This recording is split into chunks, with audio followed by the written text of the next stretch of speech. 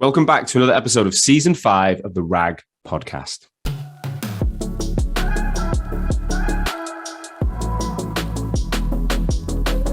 As you guys know by now, this is the number one podcast across the recruitment sector globally. And we've always been on a mission to help recruitment agencies grow by interviewing founders and telling their stories of success from startup all the way to scale up and exit. Well, this season we're a little bit different. How do you, as a recruitment leader and founder, maintain your family and friendships whilst being the best person at work? How do you stay physically fit mentally and emotionally? And how do you find time for yourself in the madness? How do you find time for self-interest, for hobbies, and self-improvement? Well, to help you with this, I'm going to be interviewing someone every single week that can demonstrate experience in one or more of these areas. So I'm going to talk to recruitment founders and also some experts from outside the industry who can deep dive into things like relationships and health and well-being. So sit back, relax, and I hope you enjoy today's show. Hello, welcome back to another episode of the RAG podcast. Today I'm very excited. I'm always excited. This is the first thing I say every week, but I'm buzzing to be joined by an old friend, someone who I've had on the show before. I'm joined by Joshua Rayner, the founder of Rayner Personnel, a property-based recruitment firm headquartered originally in St. Albans.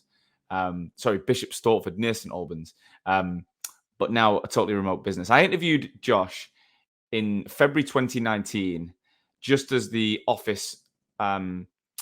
just as I was about to leave my original first ever office, when we had a studio in the office, Josh drove in on a really ridiculously warm 19-degree February day. And he sat in our studio and we did it face to face. And it was great fun. And that was the last time I saw Josh. And I think the last time I spoke to him. And I wanted to catch up with him because I know his model has changed. In this episode, he talks about how he evolved the model into COVID and through COVID. And he's gone from having 13 franchisees working for him all over the country to having 20 licensees now recruiting as self-employed members of staff. Josh thinks very differently. He's got a very different model to 90% of recruitment firms. And I think he's very self-aware. He knows he's not a great leader of people. He's very open to that. So he's got an MD that does that. But he's also trying to disrupt the industry and create a different type of recruitment business that he can scale and exit in the next 5 years. He's also the author of a book. He recently wrote a book called The Recruitment Roller Coaster, avoiding the tight turns and steep slopes of starting your own recruitment firm. Very similar to the RAG, but in a written format. Is to give you all of the tips, hints, highs and lows of what it's been like for him. And all the proceeds from the book go to charity for mind, mental health, rather than lying in his back pocket. Josh is a great guy, very humble, very honest, and I'm super excited to have him back on the show. So without further ado, Josh, welcome to the RAG podcast for the second time. Sean, it's great to be back. Thank you again for having me, my friend. It's been a while. Yeah, we've just been chatting about it. What was it, February 2019? So what is that? Is that 3 and a bit years? 3 and a bit years. It is, yeah. Yeah. And a global pandemic in the middle of it. Oh, mate, it was literally... I was just saying, like, if I set the scene to... that was the last... We moved out of that office with the dedicated studio in Bow in East London in the March. So it was like the final month. And I remember you were one like everyone else who couldn't find it. Do you remember you took a while to get there? And you're like, where the fuck is this office? It was in the middle of like a builder's yard in East London. Got my hand bit off by a big Doberman as well. I remember in the car park. Yeah. Some scary dogs banging about. You know, it's good, like edgy start to your career. But I remember the day was roasting. It was February and it was like 18, 19 degrees. I actually listened back to the episode last week just to refresh my memory. And it does feel like a whole different world. Like everything in my life changed. I don't know. But I want to find out, before we get into what's happened in your life, just recap who you are. So some people might not have listened to the first one, don't recognize your name. Who are you? And give me the kind of bird's eye view of Rayner Personnel right now. Yeah, of course. So Josh Rayner, 16 years in recruitment this year. I've had 3 different businesses, sold 2 successfully. And Rayner Personnel in August is 10 years old.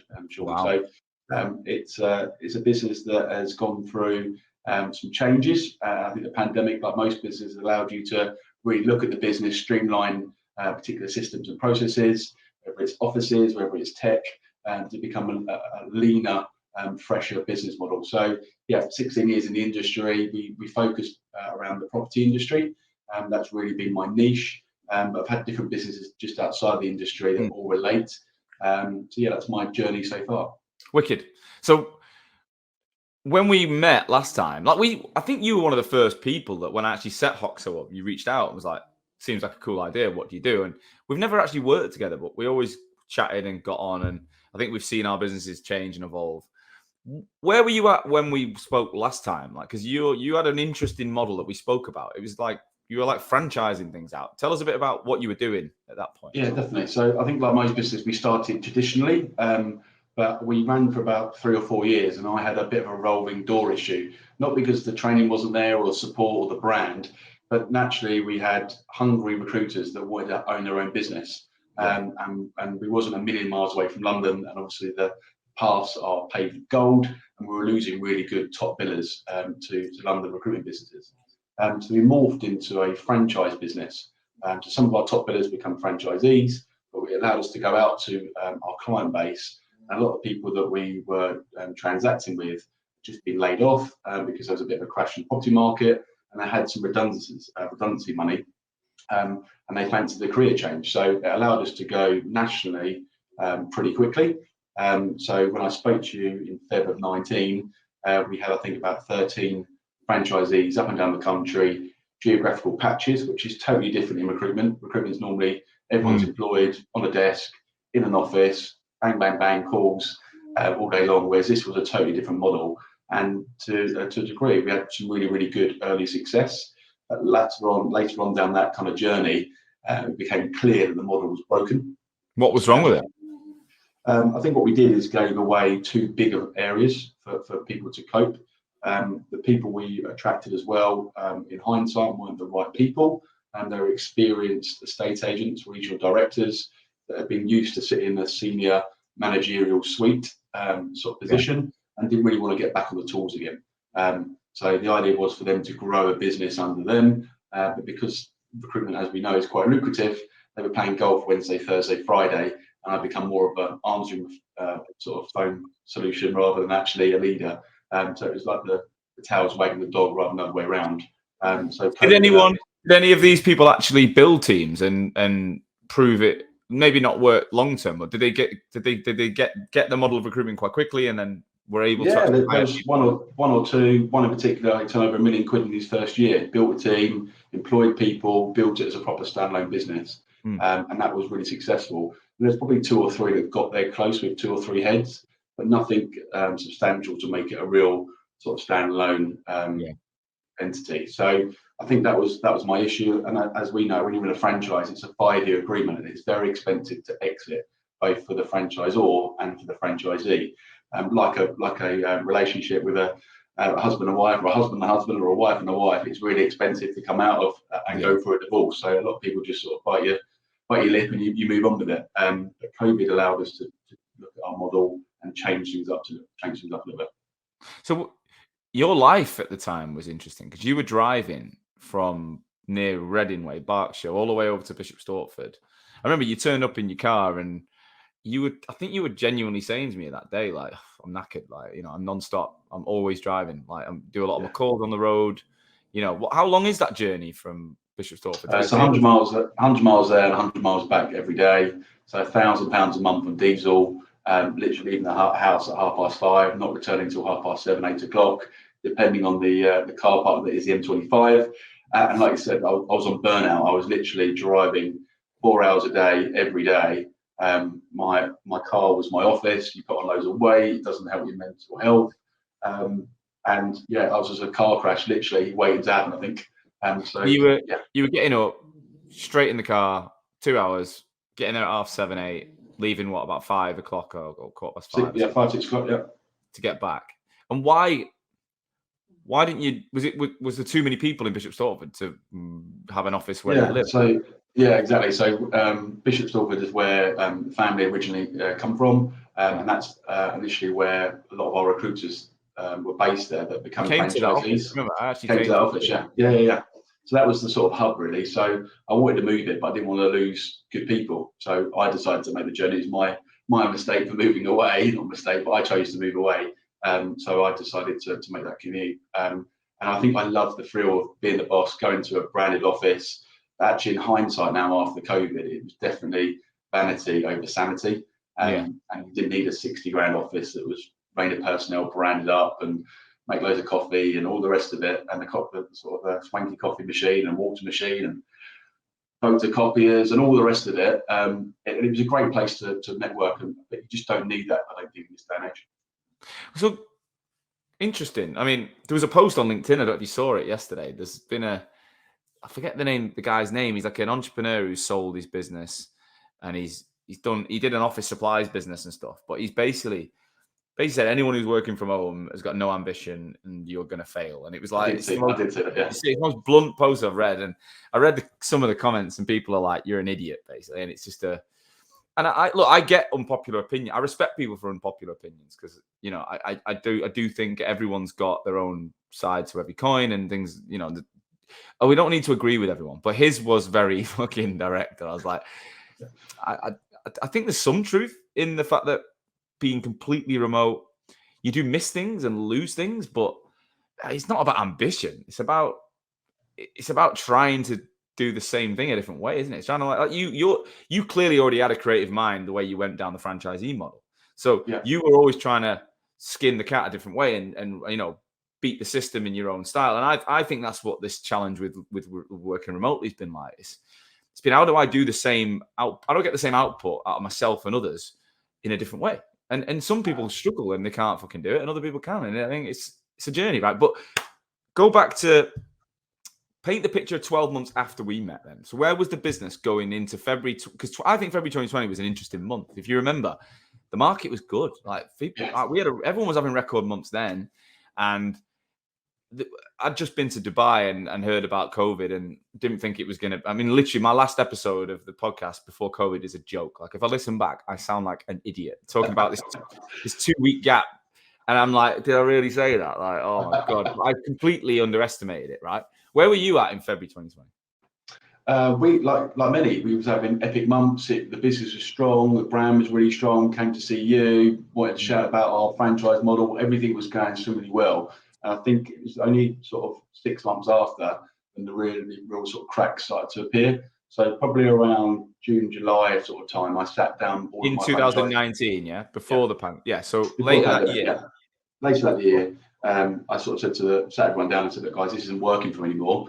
Love you to bits. You've all helped us grow our business. You've all earned some really good revenue from it. But literally, if you're not going to build a team, I can't afford to have you anymore because as a sort of a head farmer, if you like, of the whole of the UK, we sold off farms and you're not harvesting enough crop to make it worthwhile for me to make this business work.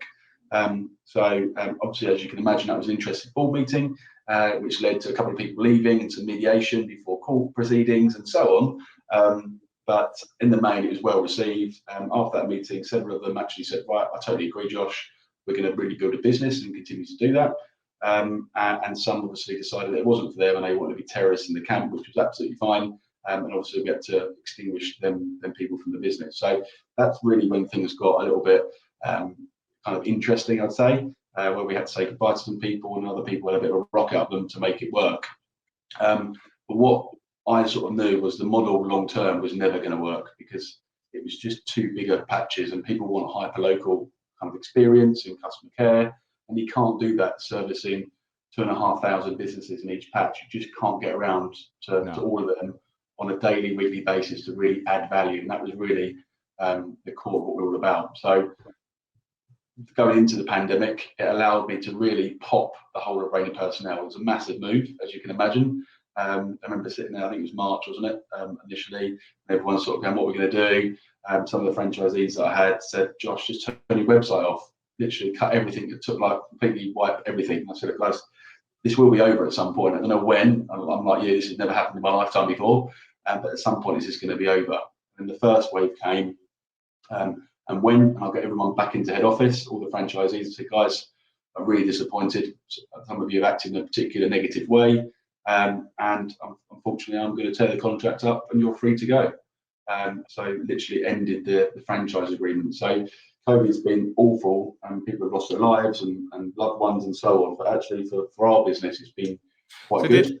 how did the estate agency market react to COVID? Did it just shut down, or how did it initially Yeah, go? the property market, we're quite lucky in our sector whereby the UK relies on the property market heavily, so obviously to make it go.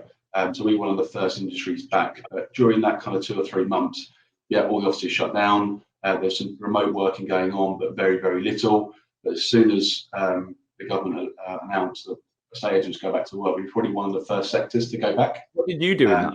What did you do in that 3 months?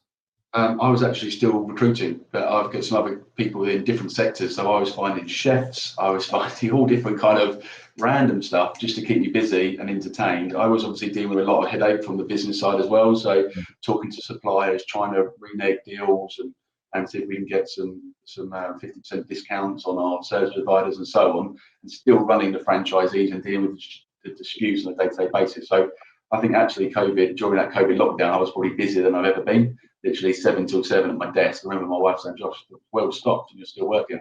But it's just mental trying to put out fires. But you quickly realised I'm not doing that. I'm not driving here. Like, did that? When did that? It was a hard one. So our lease come up. We've been there for 4 years. Lease came up, and I said to myself, "I can't let it go. I cannot let that big office go. It's got my name plastered all over it. I spent a lot of money getting it there, getting it to look good. We built a team there, and I just can't let it go." So I actually went to the landlord and said, "Look, can I just take it for another 6 months?" And I paid for another 6 months, and I was the only person going there. Then I realised if I'm the only person going there, this is just ridiculous. So we came away from the office. So I probably saved myself 100 grand a year in regards to outgoings, and I've saved myself a lot of headache and early mornings and late nights getting there and back. I mean, the cars that I've got through 3 cars in them 4 years just because I put too many miles on them. Wow. So that was a really good decision to make. It's a very hard decision to make because I think as an entrepreneur and leader, I aspire to have a massive office, massive team, and that was what was drilled into me. Actually, hindsight is you don't need any of that if you don't want it. And for me, that was a massive kind of tick in the box. I didn't need that big office. I've learned that, a big thing in the pandemic has been accepting reality rather than ego. So I'm the same as you. Like you start a business. We've always worked in offices, and Hoxo, we had this big fucking neon sign on the wall, and it wasn't my name, but it is. I've got it tattooed on my wrist. Right, I feel like it's my middle name, and letting the office go was a. Do you know what? It wasn't. I didn't find it that difficult. I enjoyed it. I was in my flat in East London. I was working from home, and we were like, we'll just shut the office. Because we had to give 6 months notice. So we'll give it now, and then we'll find another one. Like, it wasn't like we were married to that space like you, but I definitely didn't expect necessarily we'd go completely remote. And but what I found was I was really enjoying being remote. So I was like, so I've got on one side, my personal reality is I like it. I like not seeing people every day. I like seeing people sporadically. I like the routine of being remote. But my ego says my business should have an office and I should be there on this fucking throne. And so I'm fighting the reality of who I am and what I like versus this predetermined what I think people should do. And I found that I still have days where I'm like, I should have the big Hoxo HQ and be there every day and move back to London and all this stuff. But I prefer my life without it. So I'm like, which one's more important? Ego and bollocks or day-to-day life? Isn't it? I could agree more, yeah. And see, I speak to people. I've just joined the recruitment network, and I think that is a common debate. We want to get rid of our office, but where do we go? We'd like to go into London 3 days a week, but there's not an option with a service office with WeWork or Spaces or wherever that's cost effective enough to do that, and also it's very noisy. I think people are now waking up to, do we actually need an office? I think our model being franchise and now licensed, everyone's self-employed, they own their own limited company, they want to do their own thing. So actually our model lends itself quite well to remote work. But I think it's very hard for recruitment leaders, especially when they've got they buzz off other people, and we're all human beings that love to be around other human beings. And especially when you bang the phones and do deals, I think leaders find it very hard to say, if I'm not there and not together, how can I crack the whip and get the most out of these billing recruiters? So it's a hard kind of pill to swallow. For sure. And some people genuinely love being around. I've worked out I don't. Like, I have that many Zoom calls a day. I quite like no one asking me questions in between them, even though it's probably not, it might have a detrimental effect on people that they're not hearing me on the phone. And I know the things we're missing out on. I get it. But if I'm going to be really selfish and look inside, I like having a routine where I do what I want and I see the office, see the team every month or whatever. We're not in London, they see each other once a week, twice a week. I don't go to London. I'm going this week, but I don't go that often. So I think it's just about what works for you and not. But so let's go back to when you said you ripped up the contracts in court. What do you mean by that? How do you go and you've got a license agreement? How do you rip it up? So franchise agreement. So the franchise agreement has got different, obviously, clauses in it that allowed me to be able to pull and push, and it had to benefit the franchisees and it had to benefit me. So there's obviously a cost for me to say goodbye, and there's a cost for them to say goodbye. So we sort of just hammered it out individually and said, right, what works for you? What do you want to do? We ended up only just keeping one franchisee. She was with me for 8 years, literally from starting, 5 years as a franchisee, and the rest as an employee. And we kept her on because she wanted to stay. But the others were quite honest and said, look, Josh, I want to get out of recruitment. I want to go and set up my own business. What can we do to make it work? So it was about negotiating the best exit for us as a business. Your whole team, you let go, basically? Yeah, literally ripped up the whole team. So you went down to just you and one person? Yeah. How did that I hired more people in lockdown and said, right, when we come out of this, I need an MD, I need this, I need that, and rebuilt the whole thing. During How did that feel, though, going from a team of 13 and you'd had bigger teams, I think, in your 10 years. Yeah. You've grown a decent headcount. How did that feel to go down to just you and one other? It was a bit deflating because from an ego point of view, again, you're like, I've just spent years building this. I've spent thousands of thousands, hundreds of thousands of pounds in legal fees and everything else to get it to where it is. But fundamentally, Sean, it wasn't working. And if I didn't do it then, I'd have to do it in 2 years, a year, 5 years' time. So I pulled the trigger, and actually, with everything being locked down and everything kind of at standstill, it was a great time to kind of rebuild. It was, I don't think there's any good time to sort of say, you know what, guys, see you later and recarve your business model up. But that was a perfect storm because it allowed me everything to stop for a moment so I could regroup and think about the future. So our sponsor, Vincere, but Vincere have had a massive brand refresh on their website. They've gone for this like Galaxy, NASA, space type vibe. And if you go to vincere.io, you will notice their new website. It's got so much more information about the CRM, the all-in-one platform. Emra on today's show is also a Vincere user, talks really highly of the platform. And if you don't know, it's evolved loads over the last year with the new website. They've got new modules such as video interviewing now, video messaging, automation, and their website and branding needed to reflect the new business that they are. They've also got this CRM ATS core module that then plugs into everything else. So they've got this kind of product design map now that you can see not only where they are today, but where they're heading. I don't think it's unrivaled right now in the CRM space in the recruitment market. So get over to vincere.io, have a look. If you're interested in working with them or taking on their platform, let them know you're a RAG listener because you will get an exclusive discount.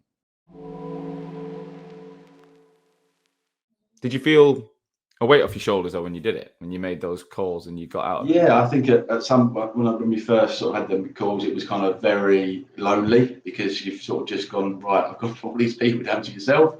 Then there was a bit of a panic going, what have I done? And then actually, if you think about it and go, actually, this is right for the business going forward and right for me, you kind of just see a little bit of light and just run for that light. So what was your plan then? So you've gone from 13 franchisees down to one. It's just you. Yep. Are you still recruiting? What are you even doing at that point? Are you still putting in a estate agency in London or something? Like what are you doing? Still recruiting. I'm still a billing manager as well, so I still run the business, but I still bill. And everybody in our business now is a fee owner. I think that's really important. So I was still billing. It was lonely, like I said, but I had so many things I needed to get right. So it was remapping the whole of the UK, looking at the business model we want to take forward, going out and recruiting new people. How do you recruit new people when you just let all your team go? So working out a structure that you can attract people after you just let loads of people go. So it was a whole kind of both remodeling piece that took a lot of my time. How would you describe the model you designed then?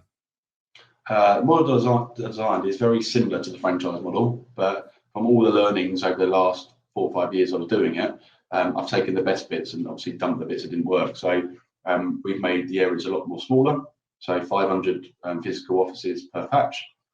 We found better people, people that actually match our profile, that want to grow a business, and we've learned what works in the model and what doesn't. So streamline everything back, the office, for example, changing CRM, loads of different things to make it a more agile business. So everyone can work from home with a state-of-the-art VoIP phone system, cloud-based CRM, all the rest of it to make it all work a lot more accurately and a lot more faster. And again, I think it's looking after your clients better and really adding value. I think before it was a bit of a wash. We've got loads of jobs. Actually, if I looked at all the numbers, we were only filling 5% of our jobs. Yeah, we might have had 800 jobs a month, for example. We're only filling 5% of them. So again, load of ego. It was vanity over sanity, and it's actually looking again. Actually, I want to make sure my people are earning money and obviously making the business money. So look at all them facets and really making it work.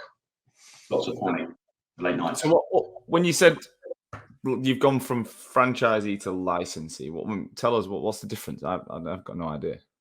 So the franchise model is where someone pays up front, they buy into your model. So in our instance, it was between 20 and 25,000. They pay a monthly fee. In our case, it was £1,000, and we take a royalty on every single placement that they make. Whereas a license is not dissimilar, but there's no upfront fee. So that takes that whole 25k investment away. We're 50-50, so we change our model to say we are very much partners. You're your own business, but you've partnered with Rayner personnel, where we give you the brand, the systems, the toolkit, etc., to be really successful. But we've got 50% stake in your success. Therefore, if we don't add our 50% of value, you're going to leave. And if you don't add 50% of value, we'll probably say goodbye. So we're in it together to make it. Do they get no salary though? No salary. No. So do they have to pay a fee? Do they still pay you a monthly or not?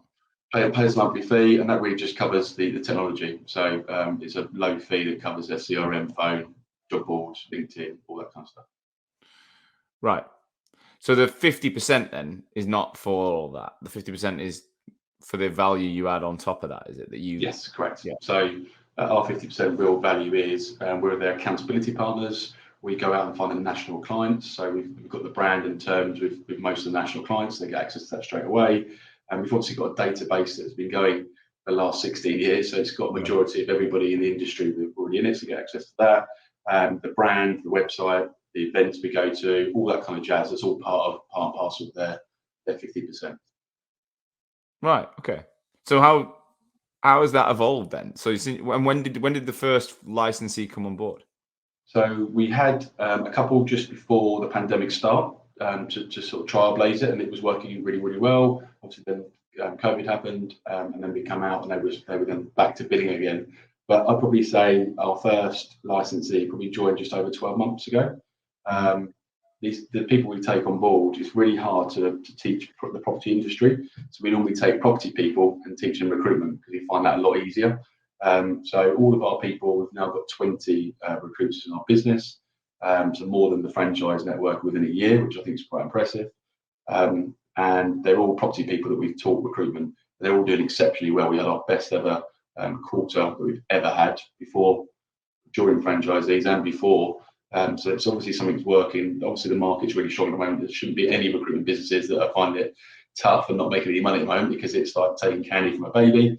But we've had a really good quarter, and people are earning some really good money, and they're really enjoying their job, which is what it's all about. And are you expecting these all to build teams then, or can they just do what they want? If 50%, they can do what. Yeah, so we're looking at how we can. The first year obviously was just building it to get enough people on board. We're looking at something in December to roll out for next year, which is you hit different caps and you get a bigger percentage. So whether we take that 50 to 60, 70, 80, based on different thresholds, we're looking at that. Also, I'm looking at making everybody a shareholder in the business. I think it's really important that everyone's got some skin in the game to make it successful. So when there is an exit in 3-5 years' time, where that may be, that everyone can also still run their business, but have some equity within the overall group. Right. But if someone does say, look, Bill, I just want to build 200, 300 grand a year and don't want to manage it. No I'm not problems at all. interested in that. Yeah, that gives you more flexibility, doesn't it? You're not fighting, you're allowing people to live their life through the business rather than everyone's got to fit the same. Absolutely. So you can be a lifestyle recruiter that wants to just build, like you said, 200 grand and take 100 grand and be very, very happy. Or you can take on 2 or 3 people, resourcer, an admin person maybe underneath you, and build that side of business. But it's entirely up to them. We don't have really long contracts. So before I said the franchise agreement was for 5 years. This is a rolling 90-day agreement. So 90 days, don't like it for whatever reason, give us 90 days notice and off you go. So very, very liquid in regards to, we don't want to tie people down. We think our business model is very sticky and we can. Why do you not just do what others do and hire people, train them up, and like classic recruitment model? What's the benefit, do you think, of your model? Why are you doing it differently? I think especially now after COVID, people don't want necessarily to be employed. They don't want to be tied to a desk. They don't want to be told what to do. They want that work-life balance. I think even now more so than ever. And actually, I want entrepreneurial people that want to lead their own destiny. I don't necessarily want people that are just I'll be beating them with a stick all day. Come on. I want you to build 30 grand a month every single month. Actually, I want people to go, you know what, my kids are really important to me. My mental health and exercise and whatever it may be really important to me. I want to work really hard, but it's not the be and end all. And I think actually you get a better mix of people rather than the same old people on the same old treadmill. Yeah. You get a different mindset, totally different mindset. Got some great mums that are great recruiters. They've got great empathy, and they can do the kids' school runs. They can do the holidays, and they break it around that. Then they're exceptional recruiters. I wouldn't be able to get probably a mum that had to drop the kids off at 9 and pick them up at 3 in central London doing an 8 to 8 job. It just wouldn't happen. And you just don't care about the detail of what time they work or any of that. There's none of that. You're not interested. No, we've got a pattern that we think works, but it's down to the individual to work it around their lifestyle. And what about from a support and collaboration perspective? Sorry, I've got a dog in the background who's just decided to wake up. This is classic podcast 2022. Like years ago, it was in a fancy studio. Now it's at home with my dog. Henry, stop it. That's brilliant. First time I've shouted at Henry on the rag, by the way. Anyway, so do you how do you support these people? Like, what was my kind of fear, or I imagine a lot of recruitment owners' fear with this model is it can become a bit chaotic. Like everyone's doing whatever the fuck they want, whenever they want. And, obviously there's less risk there because you're not paying them a salary anyway. So you're not, if they have a bad month, it's not ideal, but you're not really feeling the outgoing pain. But how do you make sure there is some camaraderie and everyone understands the brand and the values? And of course, it doesn't feel like 20 different companies. Yeah, great. There's a massive reputational risk as well, right? That's one of the biggest things from a business owner. So when we take people on, we put them through a full induction to understand our values, what markets we operate in, what our terms are, why we're different to our competitors, what our USPs are, the whole shooting match. And that takes a week for someone to go through, understand the operational side of the business, so who to go to for support, what happens if your computer breaks and all that kind of jazz. So we literally get them set up.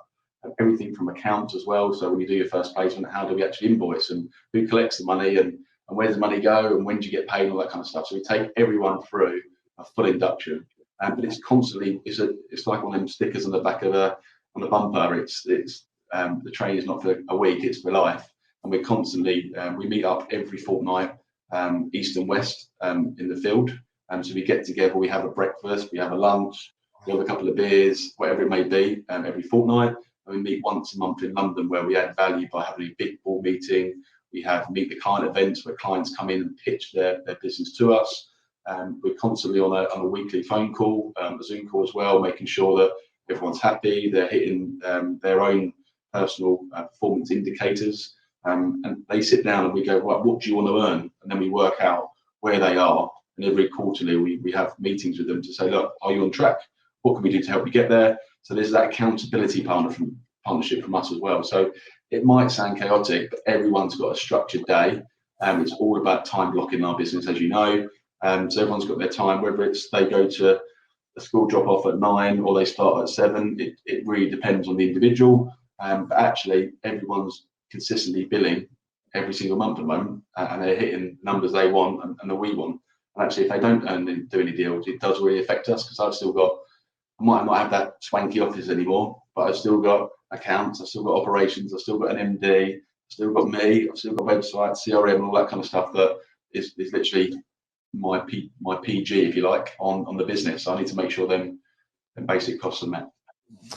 Makes sense. And you said east and west, so is that all of London? Is everyone around London? We cover sort of up to Manchester, probably as an absolute north point, and we go all the way down to the coast and all the way up to the southwest. So we kind of meet in Colchester in the Essex side, or we meet around sort of Windsor on the west side. So people come in if they want to. Everything's optional, so we can put on as many sort of events a month, a year, etc., as anyone wants. It's all depending what the individual wants. Yeah, and that, we're like that now. So we've got, we've got the South African lot where we flew out to Cape Town recently and met. We flew them in from Durban, Joburg, and the guys in Cape Town. We met there and it was brilliant. Nice. And then in the UK, obviously London's the hub, but I mean, I'm in Sheffield. Aaron's in the Lake District. We've got Billy's in Leamington Spa. Like, the team is not all in London. There's some people on the South Coast. So London's the obvious hub, but it's not like the old days. Like, everyone's got to think genuinely, can they make it? And if they can't, they can't. And then we've got a couple in Portugal as well.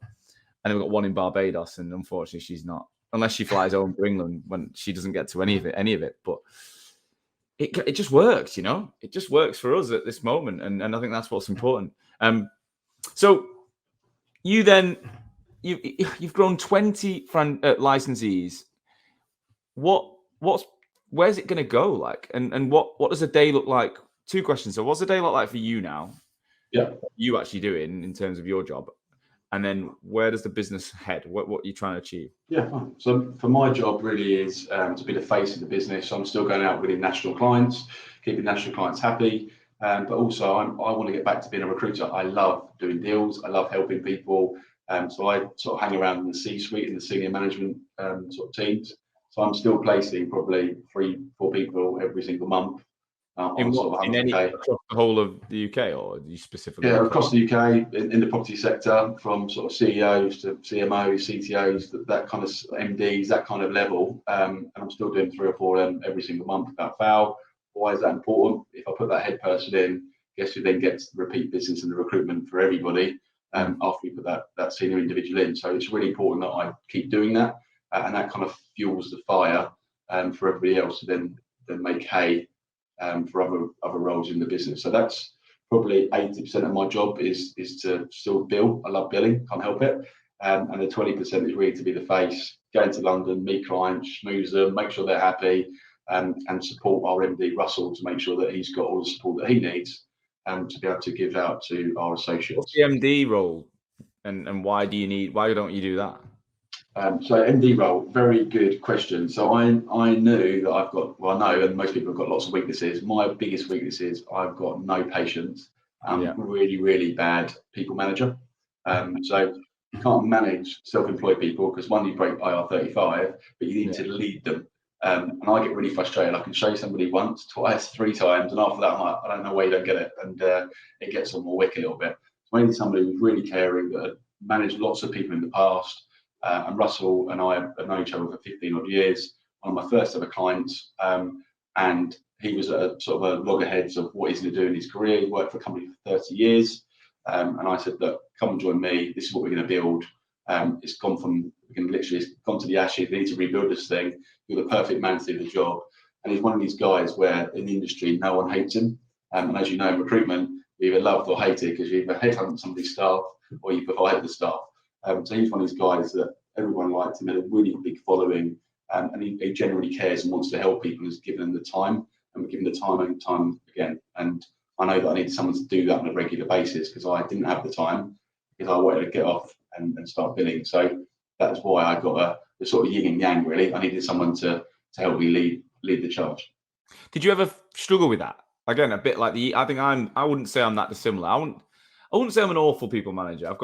I only manage like a small part of Hoxo's team, and then Emma's definitely more the people manager. I think I've got a good tight knit unit, and I think I do a decent job at it. But I'm more of a lead by example guy than a sit down and manage. Do you know what I mean? Like, Yeah. and I'm still the same. I'm still operationally selling and delivering the academy, and I love it. But I definitely went through an issue with my own ego again at the point where I stepped away from being the kind of, even though I'm CEO, I'm like co-CEOs really. Like, I could have been, I could have held on to it just because it's what I think I should be doing. Yeah.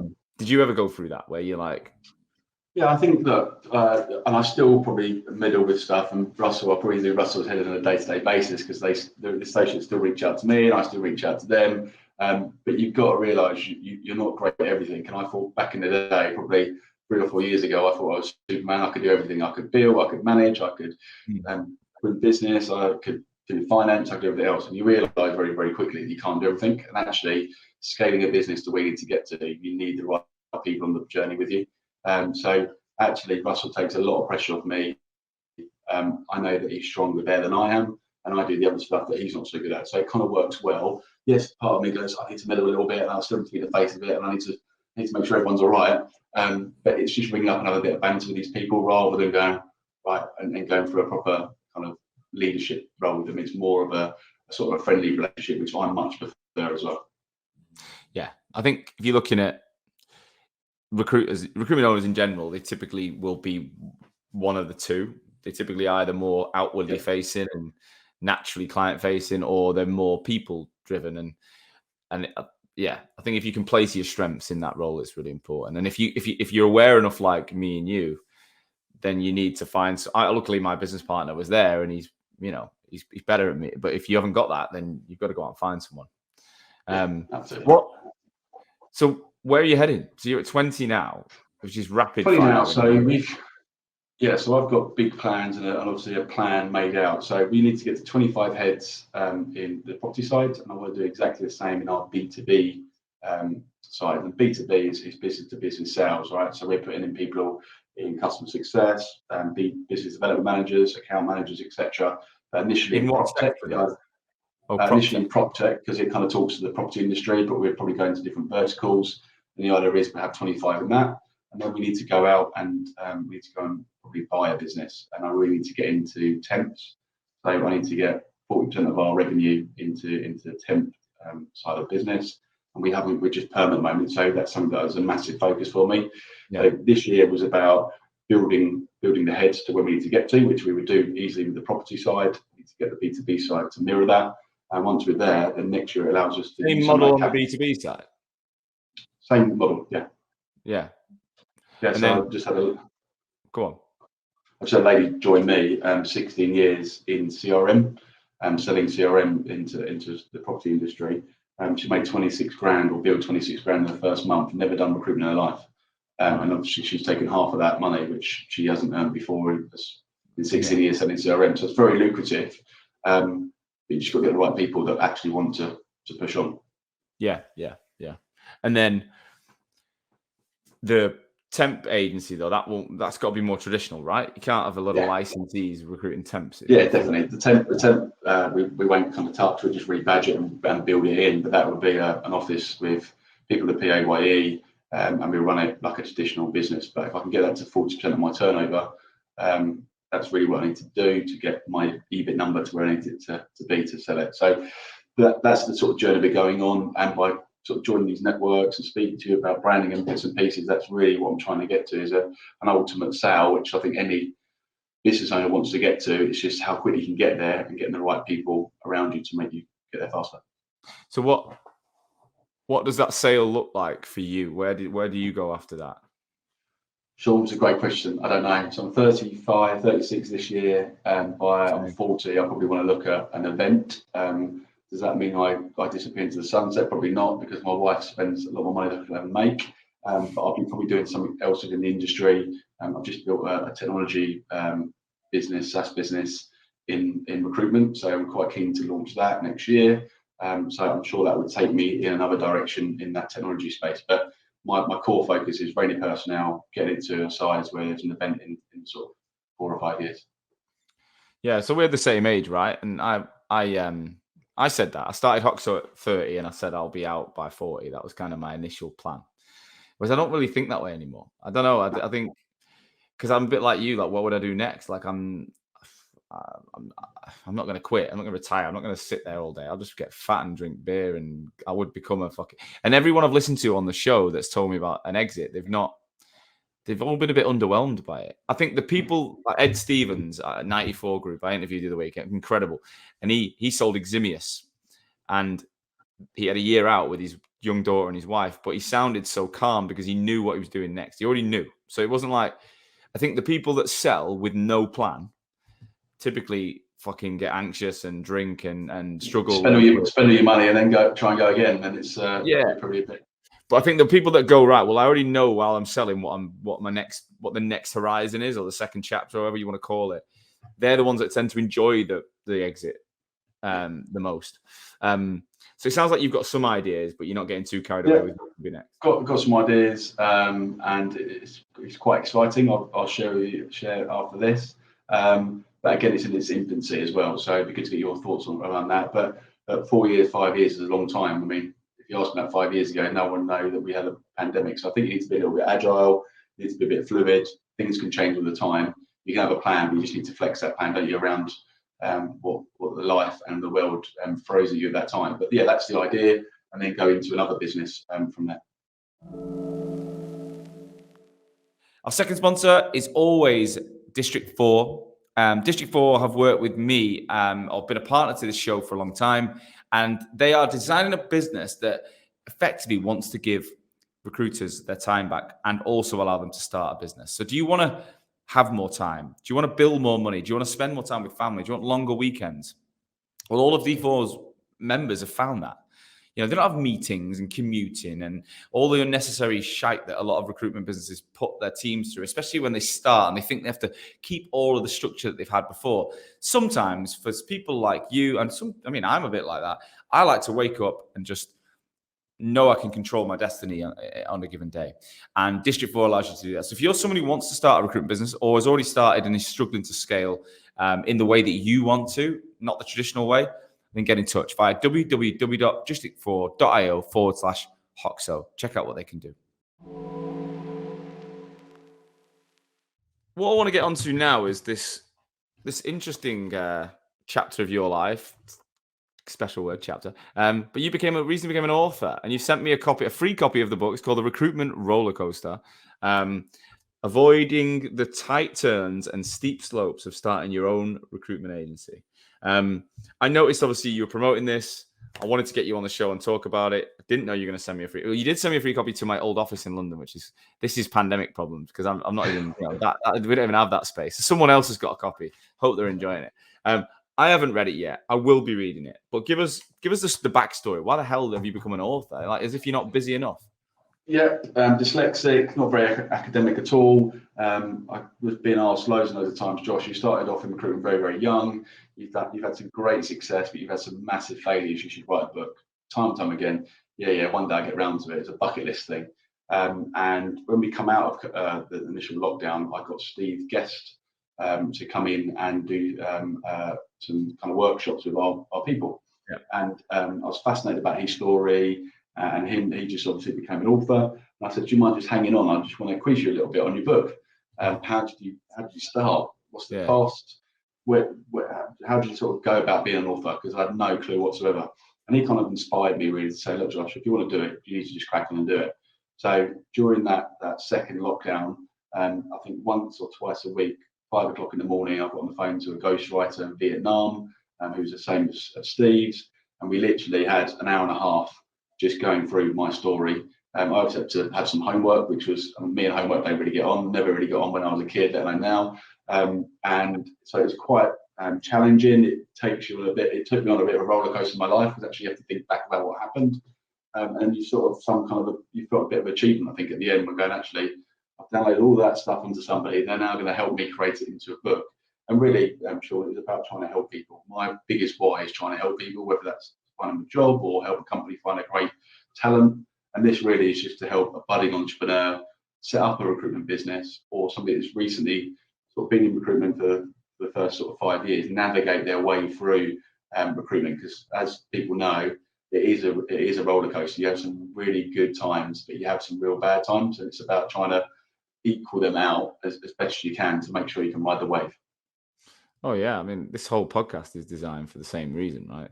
It's to when I was setting up Hoxo in its initial form as a recruitment company, there was nothing like this in 2016. I didn't feel there was anything I could read, or it felt very lonely, and Mhm. I wanted to make sure that the next generation of recruitment owners could listen to people like you and learn directly. So it's nice that I've got no actual aspiration or plan to write a book. I never thought about writing a book, but I love the fact that you've done this, and I'm going to read it, and I'm excited to get what's in it. Now, do me a favor. Tell me, what is your lowest low? What has been the worst moment as a recruitment owner? Like, what's been the rock bottom of the roller coaster ride for you? I think when I sold a recruitment business out to one of my clients, they were 85% of my turnover. We had a great relationship, and they turned around to me one day and said, "Josh, look, we're not going to use you anymore, but we want to offer you a job." And I kind of was pushed into a corner, which is, where do I sign? Because I've got no other choice, really. Yeah. And I think I was probably a bit young and naive. I should have said thanks, but no thanks. But at the time, current girlfriend said, "Do it." Lots of pressure on me, just had a child, made that mistake, and starting again was a lot harder.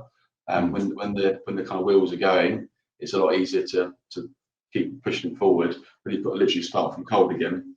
I found that quite the hardest. So 10 years ago, I think when I set up Rayner Personnel, that was a real hard thing to go again. That was a third time round as well. So you have to reinvent yourself again after selling out twice before. It's a lot harder. So I think that was probably my lowest, when you have to kind of really dig in deep. There's really long hours, but literally there's only one way you can go, which is up. And again, this book, all the proceeds are going to Mind, the mental health charity. This is not a book to make any money from. This is really to help people. I'm sure you have to spend some money to create it, right? You have to spend some money to publish it. Yeah, it's a bit of money to create, and for me, it's about giving back a little bit. The industry's been very kind to me over the years, so for me, it's about, right, how can I share that journey? But just giving people a book is great where they can learn, but if we can make some money for a charity as well, then it's a double win for me. So I've done my tick in the box to try and give back a little bit as well, which I think is really important for me. Amazing. And why did you pick that charity? I think with a lot of blokes, there's a lot of men within recruitment. I'd actually personally think females make better recruiters, just putting that out there. But there's a lot of men within recruitment, and I think for me, the last couple of years with COVID and stuff haven't been kind to anybody. And my bit was, right, how can I try and raise the mental health awareness as well as write a book to help people? So that was the kind of mentality around it. Yeah, it's a big topic. I mean, I posted about my brother last week and his journey, because he went from being a recruitment owner, wasn't happy, sold his shares, then started a marketing agency, scaled that, wasn't happy, closed it all down, had some serious burnout and anxiety issues for a long time, and then now he's turned his life around, and he's focused on helping recruiters, or not anyone, but he's going to work with a lot of recruiters to avoid burnout and talk and be more mindful and enjoy the moment. And that's what I'm trying to do with my business, is just not get too wrapped up in the future. Like, the growth is great and the exit plans and all, it's all exciting, but if you don't enjoy it now, what's the fucking point? Like, if you sacrifice the next 5 years for an exit and you hate every minute of it, like, there's literally no point. So it's like, it's trying to be focused on the now, because it will lead to good stuff. So the proceeds go to the charity. How can people get this book? What's the best way of buying it? The book is on Amazon. We got to #1 bestseller when we launched, which was great. So you get it on Amazon, and also it's on Audible as well. So you can download the Audible version. Is that your voice on Audible? It's not my voice, because I mumble quite a bit, because I've got big fake veneers in my head. And I don't think I'm that, great at reading particularly. So we've hired an actor. But look, I think it's a good read. It's very honest. So everything in there is factual. It literally gives you the highs and the lows and all the pitfalls. There's learnings after each chapter, so I've made it quite easy. I hate reading, so if I can read it, anybody can read it. Hopefully people who enjoy it, who are listening. Fair. Well, look, we'll put a link to the Amazon on this episode as well, so that people can click straight through and get it, which is great. And I'll be reading it. I'll be sharing about it. I'll tell you what I think. I'll be very honest, but I'm excited, mate. I think you should be proud of yourself. It's a really, Thanks, mate. Appreciate your support.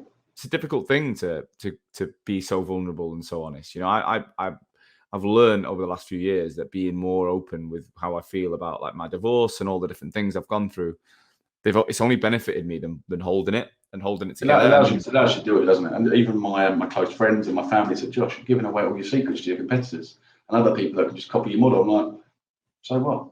Yeah. From my point of view, I've done it and I'm there and I'm 10 years advanced. If someone can catch me up, let them catch me up. But from my point of view, it's about how can I help people. And yeah, you have to give away some secrets. Who cares? 99% of people you could give them all your business model and they won't do anything with it anyway. You lead a horse to water, but you can't make him drink. Yeah, exactly. Like there'll be the odd one who might have a crack and good on them. And I do this. I give so much of my information from my personal brand academy, which is a structured 8-week program where I take people on a journey of looking at LinkedIn and going, right, how do I build a brand on here? And I break it down week by week and they come out of it with all the education and they things move.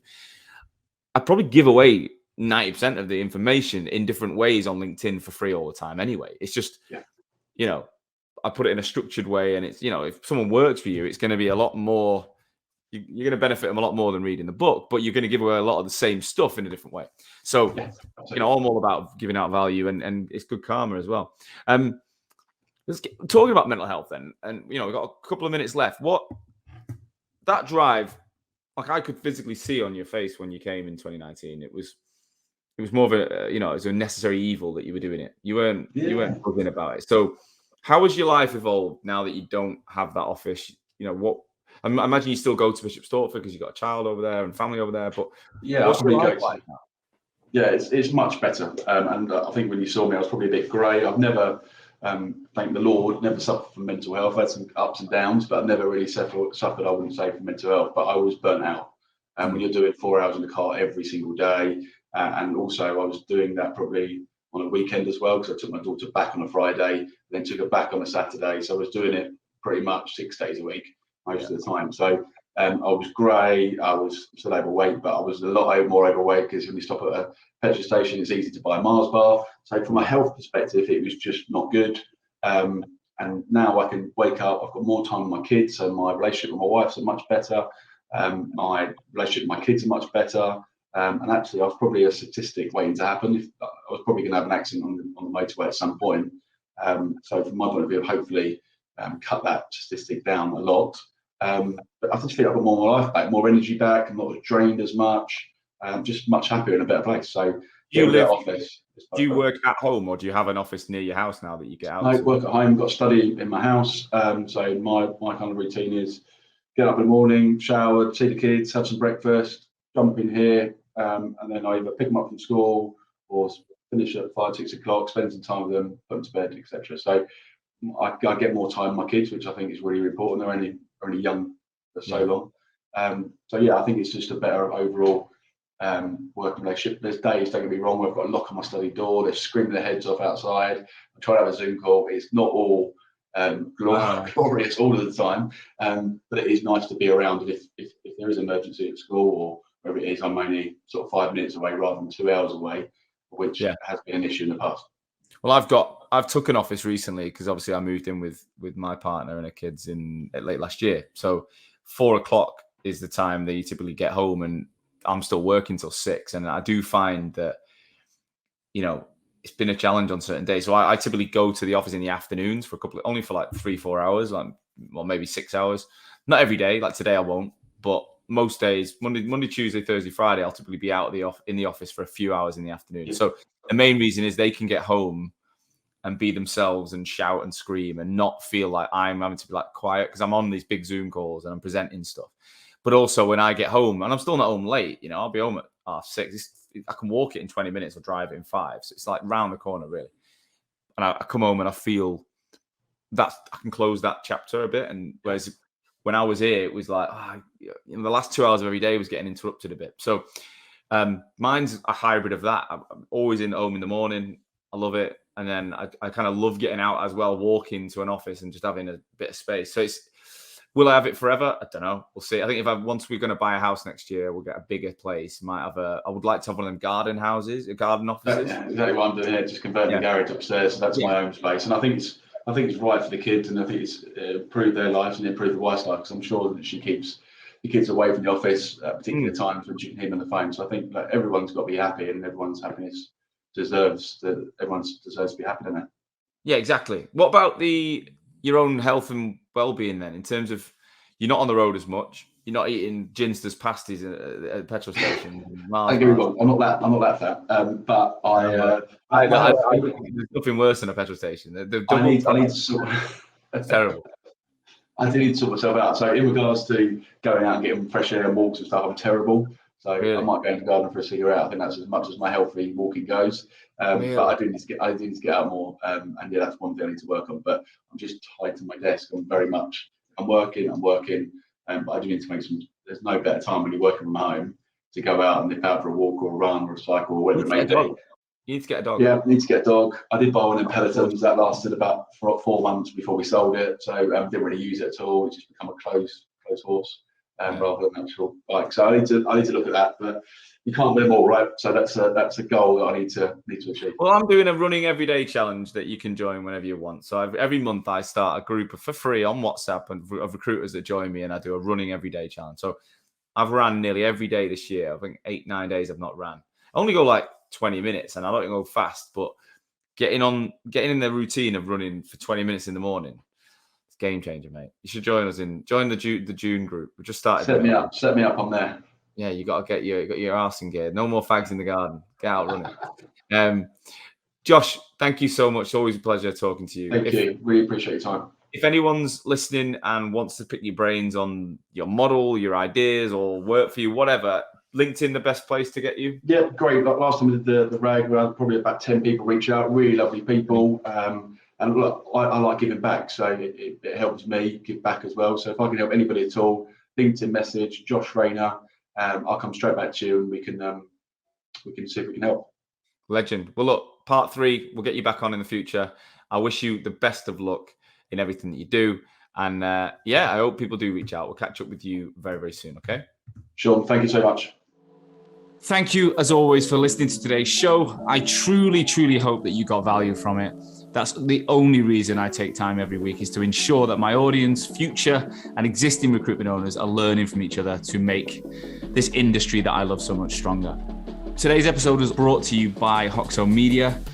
I am the CEO and founder of Hoxo Media, and we are the world's leading content marketing and personal branding agency for recruitment businesses specifically. So we are working with over 200 agencies and 2,000 recruiters right now, both managing the brands, producing content, building written, video, podcast content for niche recruitment agencies all over the world, as well as coaching at a desk level individual recruiters in your businesses how to be better on LinkedIn. That's how to brand themselves. That's how to produce content. That's how to use the opportunity on LinkedIn to get traffic to their profiles and turn that into business. We're coaching people all over the world every single day. If any of that sounds of interest, please do visit www.hoxomedia.com or drop me, Sean Anderson, a personal message on LinkedIn. I would love to talk to you. Tune in again next week. That's live on LinkedIn. I'll see you soon.